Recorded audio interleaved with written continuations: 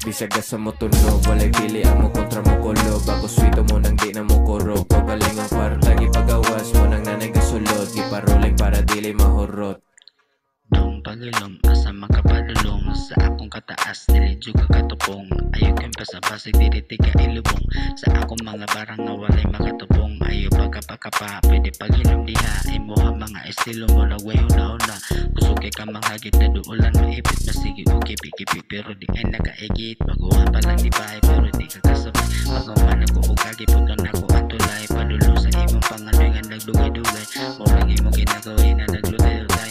Sa among kataas, nilidyo ka kaapas. Kaya ang imo ang utok pirmi nagkakatipas. Ako lang sa imo pagilom na nandiha, para dili ka mahasol pagpuyo na Bisag ka sa nandiha. mo tunog, walay pili ang mo kontra mo kulob. Ako swito mo nang di na mo kurog. Pagaling ang kwarta, gipagawas mo nang nanay gasulod. Giparuling para dili mahurot. Bisag ka sa mo tunog, walay pili ang mo kontra mo kulob. Ako swito mo nang di na mo kurog. Pagaling ang kwarta, gipagawas mo nang nanay gasulod. Giparuling para dili mahurot.